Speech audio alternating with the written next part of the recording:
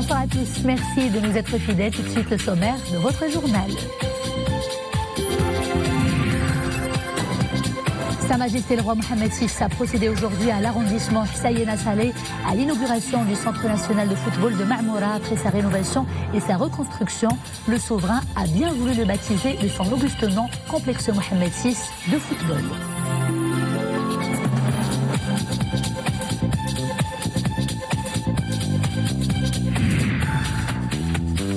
Son Altesse royale, la princesse Lalla Hasna, a présidé aujourd'hui le conseil d'administration de la Fondation Mohamed VI pour la protection de l'environnement. Réuni sous la présidence de Son Altesse royale, le conseil a dressé le bilan de l'année écoulée, une année riche en réalisations.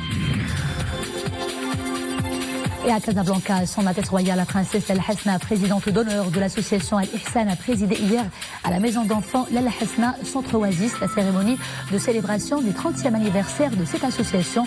À cette occasion, Son Altesse royale a visité différents ateliers d'art animés par les pensionnaires de la maison d'enfants. Sur haute instruction de Sa Majesté le roi Mohamed VI, chef suprême et chef d'état-major général des forces armées royales, Agadir abrite à partir d'aujourd'hui une rencontre internationale sur l'amélioration des performances des contingents des États contributeurs de troupes et de police aux opérations de paix de l'ONU. Bonsoir à tous. Je vous disais en titre, Sa Majesté le roi Mohamed VI a procédé aujourd'hui à l'arrondissement Hussein Saleh à l'inauguration du Centre national de football de Marmora.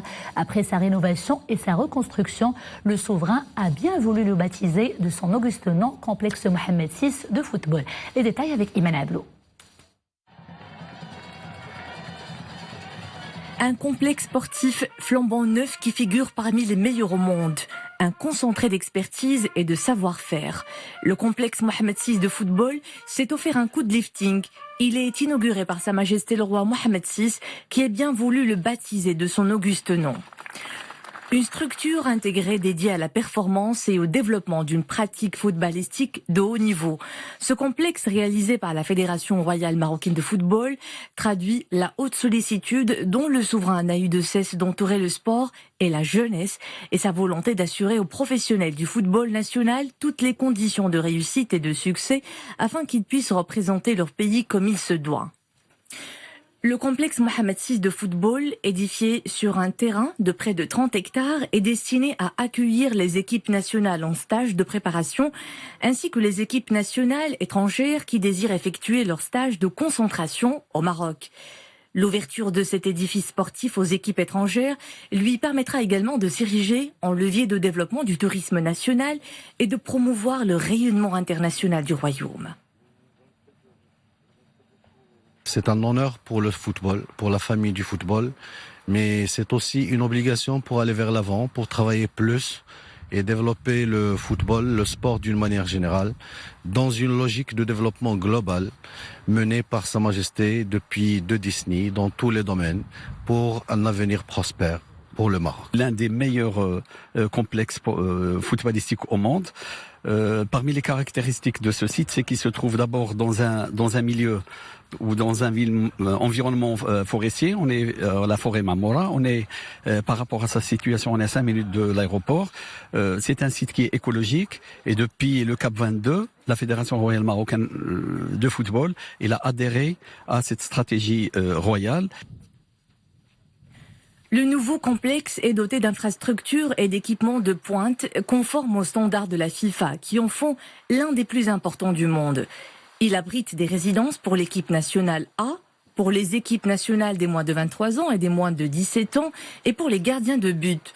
Il comporte aussi 4 terrains de football en gazon naturel, 3 terrains de football en gazon synthétique, un terrain de football couvert, un terrain de football en hybride, une salle de réathlétisation pouvant accueillir des matchs de futsal, une piscine olympique en plein air, 2 courts de tennis et un terrain de beach soccer.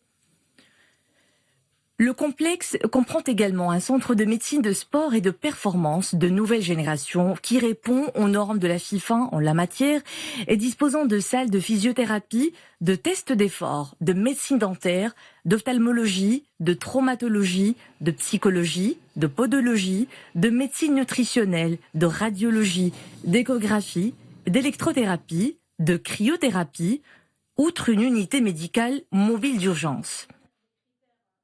C'est un centre qui va travailler sur deux axes principaux, celui de développement de la performance de nos footballeurs et l'encadrement médical de nos footballeurs. Donc quand on parle de l'encadrement médical, ça veut dire tout ce qui est diagnostic et prise en charge des traumatismes de sport et des blessures de sport. Deuxièmement, les évaluations des sportifs de nos footballeurs. Le complexe Mohamed VI de football abrite aussi des espaces de restauration et de détente. Un auditorium de 221 places construit pour être le plus modulable et flexible possible pour accueillir diverses manifestations ainsi que des bâtiments administratifs. Coût du projet, 630 millions de dirhams. Sa réalisation s'inscrit dans le cadre de la mise en œuvre du programme national de mise à niveau des infrastructures du football national qui prévoit dans son volet renforcement de la formation, l'appui à la réalisation de centres de formation des clubs nationaux et l'édification de 5 centres fédéraux de formation. C'est un endroit magnifique. Le centre, vraisemblablement pour moi, c'est le plus beau du monde. J'ai bien mesuré mes mots, j'ai visité pas mal de centres techniques, mais celui-là, c'est quelque chose d'exceptionnel. L'inauguration par Sa Majesté le Roi du complexe Mohamed VI de football est une marque de sollicitude royale à l'endroit de l'ensemble des professionnels du sport national qui ne manquera pas d'apporter un nouveau souffle au football marocain. Son Altesse royale, la princesse Lalla Hasna, a présidé aujourd'hui le conseil d'administration de la Fondation Mohamed VI pour la protection de l'environnement. Réuni sous la présidence de son Altesse royale, le conseil a dressé le bilan de l'année écoulée, une année riche en réalisations. Le bilan de l'année écoulée énumère justement les différentes initiatives, déplacements et actions de son Altesse royale portant haut et fort la parole du Maroc à l'étranger pour l'environnement. À New York, présentation par son Altesse royale de l'initiative climat en faveur des jeunes pour l'Afrique au sommet Action Climate de l'ONU. Pour sa 20e édition, Plage Propre a mis sur pied une opération anti-pollution d'envergure Bhar Bla Plastique.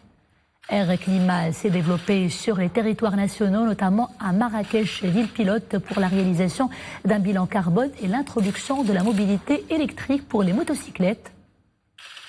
La vingtaine de programmes de la Fondation ont poursuivi leur développement que son Altesse royale a appuyé par sa présence sur le terrain et son engagement sans relâche au service des grands enjeux environnementaux au niveau national et international. Et à Casablanca, son Altesse royale, la princesse Lalla Hasna, présidente d'honneur de l'association Al-Ihsan, a présidé hier à la maison d'enfants Lalla Hasna, Centre Oasis, la cérémonie de la célébration du 30e anniversaire de cette association. Son Altesse royale a visité des différents ateliers d'art animés par les pensionnaires de la maison d'enfants. Au total, ils sont au nombre de 537. 36 enfants sont pris en charge par des familles dans le cadre de la kafala. Les développements tout de suite avec Abdelmjid Hellaoui, Abdil Hacheb et Souada Nached. L'association Al-Ihsan souffle sa 30e bougie. Une cérémonie haute en couleurs et des moments forts de chaleur, de convivialité et de partage, rehaussés par la présence de son Altesse royale, la princesse Lalla Hasna, présidente d'honneur de l'association. L'association Al-Ihsan se bat au quotidien pour prendre en charge les jeunes enfants privés de famille. Ils sont accueillis au sein de la maison d'enfants son Altesse royale, la princesse Lalla Hasna. Depuis sa création en 1989, l'association a eu à cœur d'accueillir ces enfants dans les meilleures conditions qui soient, leur offrir une vie digne.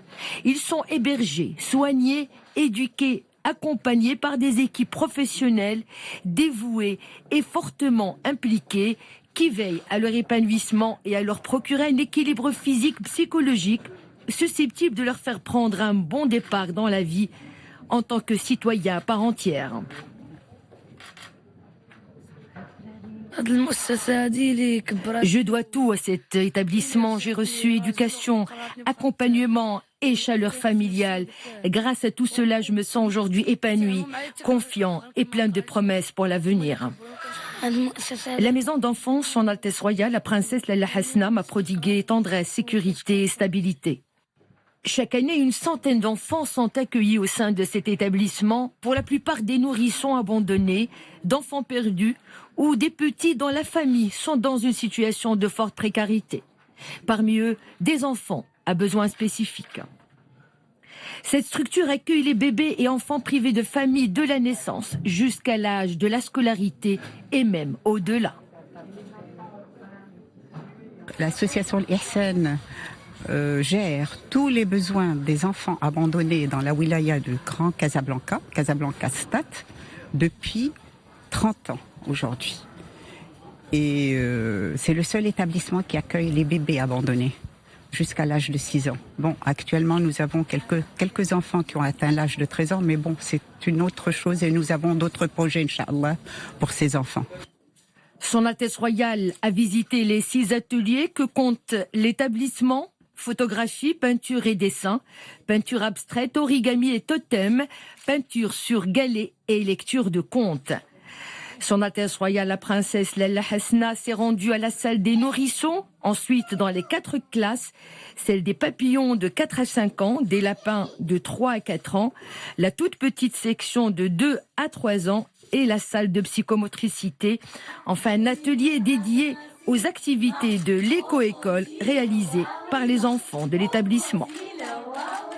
Nos objectifs pédagogiques interviennent avant la scolarisation des enfants. C'est à ce stade que nous développons leurs capacités psychomotrices, cognitives, psychologiques et surtout créatives pour les préparer au primaire. Symbolique, ce geste d'artistes plasticiens qui ont fait don de leur toile au profit de l'association Son Altesse Royale, la princesse Lalla Hasna, a procédé à l'inauguration de l'exposition L'art au service des bébés et enfants sans famille. Pour moi, les enfants sont notre avenir, sont notre futur, donc c'est très important de soutenir leur éducation, leur développement. Donc pour moi, c'était tout naturel et de donner une œuvre pour cette belle cause.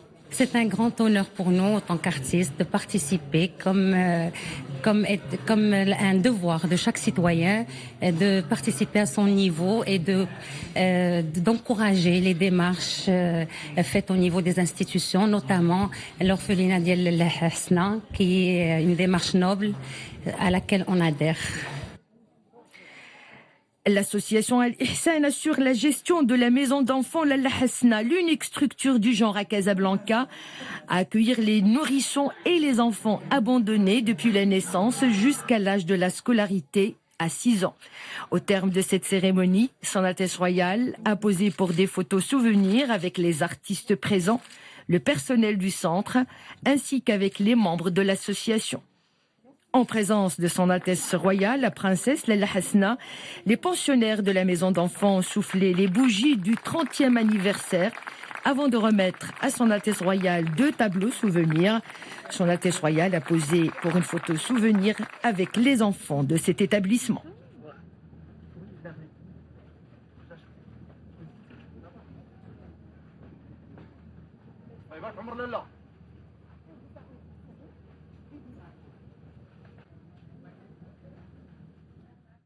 Sur haute instruction de Sa Majesté le roi Mohammed VI, chef suprême et chef d'état-major général des forces armées royales, Agadir abrite à partir d'aujourd'hui une rencontre internationale sur l'amélioration des performances des contingents des États contributeurs de troupes et de police aux opérations de paix de l'ONU.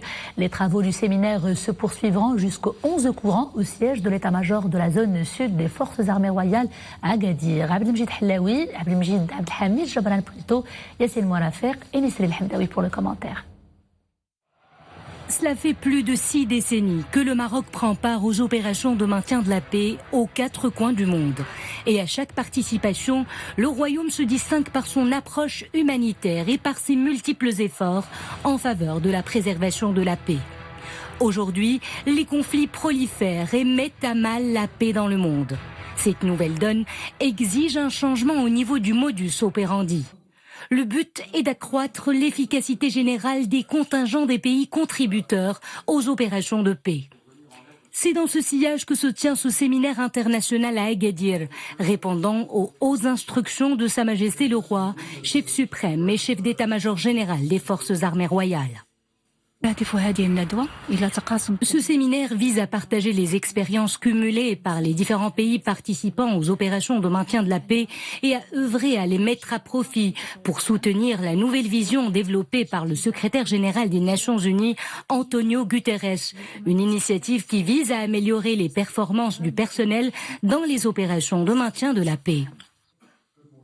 Lors de cet événement, l'engagement du Maroc sous le leadership de Sa Majesté le Roi au service de la paix, de la sécurité et de l'humanitaire a été salué par de hauts responsables militaires étrangers.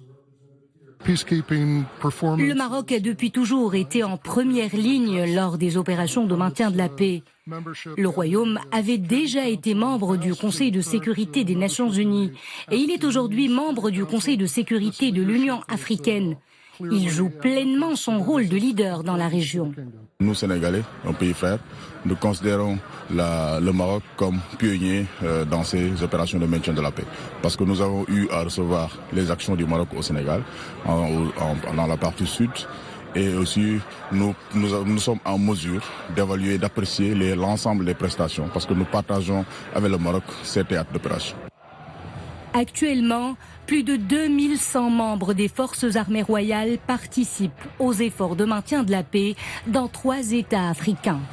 Dans la Centrafrique, au Congo démocratique et au sud du Soudan. Une présence qui confirme encore une fois l'engagement permanent du Maroc pour le renforcement de la sécurité et de la paix dans le monde sous l'égide de l'ONU. La campagne internationale d'activisme contre les violences faites aux femmes se poursuit à travers le monde. Le Royaume y adhère complètement pour bousculer les consciences et gagner ce combat. Coup de projecteur aujourd'hui sur une forme de violence qui touche les petites filles.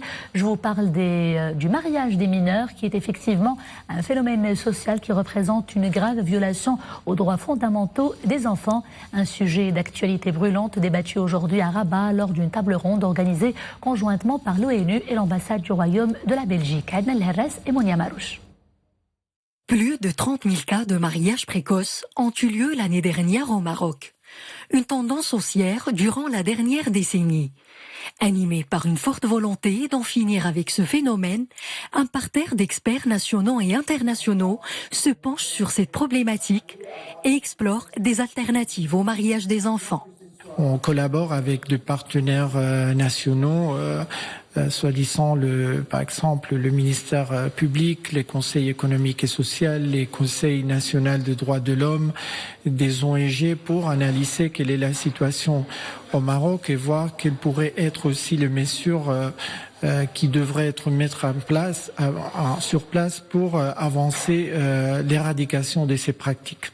Un enfant, par essence, n'a pas la maturité ni la capacité de pouvoir s'engager de sa volonté dans un mariage. C'est un sophisme de le prétendre, et donc il faut que cette question soit examinée, fasse objet d'une réflexion et d'une réflexion au niveau sociétal. En 2015, le Maroc a développé des actions importantes pour la mise en œuvre de la politique publique de protection de l'enfance. Pourtant, des chemins restent encore à parcourir dans le domaine réglementaire où il est question d'harmoniser l'arsenal juridique national en la matière avec les recommandations émises par les institutions internationales. Même si le Code de la famille a fixé l'âge du mariage pour les garçons et filles à 18 ans, les exceptions incluses dans les articles 20 et 21 permettent encore d'accorder les demandes de mariage des enfants. Donc, il est prioritaire de réviser les lois dans ce sens. 10% des actes de mariage en 2015 concernaient des mineurs. Une tendance qui n'a fait qu'augmenter. Pas plus tard que l'année dernière, plus de 32 000 demandes de mariage d'enfants ont été déposées. Plus de la moitié de ces requêtes ont été acceptées. Ouvrons à présent la page monde de ce journal avec d'abord l'Irak. Pas de répit pour les manifestations. Ce lundi encore, des milliers de personnes ont investi les grandes villes du pays pour faire entendre leurs revendications. Pendant ce temps, le gouvernement tente de percer le mystère complet autour des missiles qui ont visé hier soir une grande base militaire de la capitale Bagdad. L'attaque dont l'origine demeure inconnue a coûté la vie à 6 militaires. Crise politique au Liban, aucune issue ne se profile à l'horizon. La rue revendique désormais un gouvernement de salut national. Les contestataires réclament une équipe de technocrates et d'indépendants. Ces nouvelles manifestations interviennent à la veille des consultations politiques et parlementaires que doit mener le président Michel Aoun selon la Constitution, et cela pour nommer le nouveau Premier ministre. Plusieurs noms de favoris ont circulé ces dernières semaines. Ils ont tous été rejetés par la rue. Et en France, plus de 300 km de bouchons enregistrés aujourd'hui encore sur les routes des grandes villes du pays. Et cela en raison de la paralysie des transports en commun. Une paralysie liée à la mobilisation générale contre la réforme des caisses de retraite. Un mouvement largement suivi. Hier, plus de 800 000 personnes sont descendues dans les rues des différentes villes du pays, dont 65 000 à Paris. La Nouvelle-Zélande, à présent, où une visite touristique a tourné au cauchemar. Une cinquantaine de personnes visitaient l'île volcanique de White Island lorsqu'un volcan est entré en éruption soudainement. 5 personnes sont officiellement déclarées mortes. Selon les autorités, il n'y a plus d'espoir de retrouver des survivants. Retour chez nous et cap sur Casablanca où se sont achevés hier soir les travaux du CIEMA Food, le salon international de l'industrie agroalimentaire. Emballage et procédés de fabrication. Cette 4e édition a rassemblé plus de 100 exposants venus des 4 coins du monde. Les développements tout de suite avec Zakaria Mokinbillah. Une large gamme de produits agroalimentaires exposés à travers les différents stands du CIEMA Food Expo. Un événement qui apporte du nouveau. Des machines d'emballage, des produits congelés, en conserve ou réfrigérés. Des systèmes innovants de préparation, de cuisson et de traitement des aliments. Le tout pour satisfaire un public de professionnels des plus exigeants, mais pas seulement. C'est notre première participation à ce salon. Notre objectif est d'identifier nos concurrents à l'international et aussi de nous faire connaître auprès du public. Il y a des Marocains qui innovent et fabriquent des machines 100% marocaines. On tend à favoriser des machines à faible coût car l'industrie nationale a besoin de qualité et de prix abordables. Nous participons à ce salon car c'est un événement important. Il offre l'opportunité de rencontres entre sociétés et clients. Ici, nous pouvons entrer en contact avec des professionnels de l'emballage, une spécialité susceptible de contribuer à l'amélioration de la qualité du produit. Le CIEMA Food Expo entend promouvoir le secteur agroalimentaire et les dernières technologies agricoles. Plusieurs grandes entreprises en provenance d'une dizaine de pays ont répondu présent. Objectif, nouer des partenariats et des relations d'affaires. C'est notre première participation à cet événement. Nous sommes spécialisés dans la production du thé noir et du thé vert. Nous voulons développer nos relations à l'international. Lors de l'édition précédente, cet événement a accueilli plus de 6 000 visiteurs professionnels et a pu organiser 300 rencontres B2B. Cette année, le CIEMA Food Expo espère faire encore mieux. Grand détour revenant à l'Europe, la morosité de novembre laisse place à la magie de Noël et c'est toute l'Europe qui brille de mille feux à cette occasion. Les grandes villes baignent en effet dans un décor festif et très coloré comme vous le voyez sur ces images. Les ruelles sont également animées grâce à des décorations et des représentations très artistiques où les passants flânent volontiers.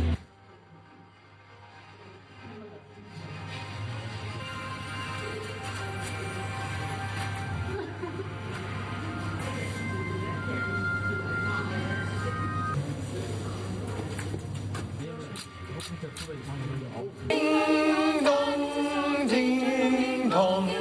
One seems to hear words of good cheer from everywhere, filling the air. Oh, happy holidays, gay they ring while people sing songs of good cheer. Christmas is here, ding dong, ding dong. That is the song with joyful ring on carry.